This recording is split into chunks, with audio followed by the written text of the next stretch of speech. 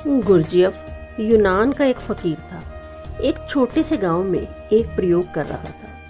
30 लोगों को एक बंगले में बंद कर रखा था और उन 30 लोगों से कहा गया, तुम 30 यहाँ नहीं हो, एक एक ही हो।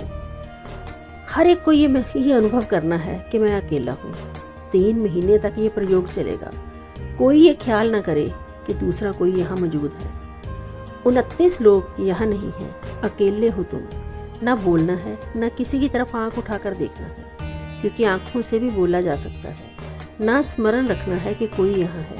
अकेले, बिल्कुल अकेले हो।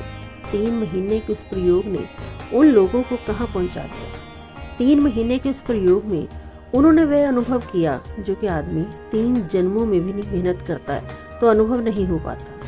3 महीनों में वे परिपूर्ण शांत हो गए, क्योंकि जहाँ दूसरा मौजूद ही नहीं वहाँ बोलने का उपाय नहीं। जहाँ दूसरा है ही नहीं वहाँ मन में भी बात करने का कोई उपाय नहीं।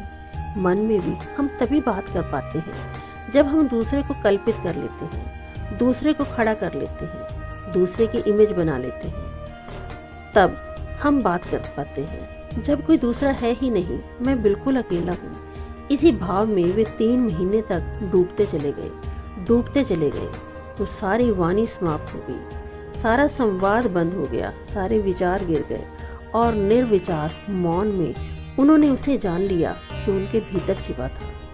जब तक हम दूसरे से बोल रहे हैं तब तक हम उसे नहीं जान सकेंगे जो हम हैं, जो मैं हूँ।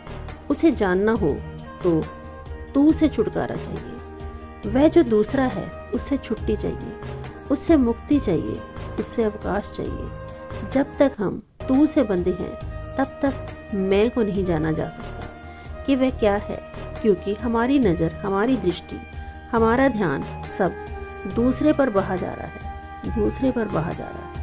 हम 24 घंटे दूसरे पर बिखेर रहे हैं, 24 घंटे दूसरे पर घूम रहे हैं, भटक रहे हैं और स्वयं पर आना नहीं हो पाता। ये स्वयं पर आना हो सकता है, लेकिन उसके लिए अकेलेपन का, बिल्कुल अकेलेपन का ख्याल, तीव्र भाव चाहिए।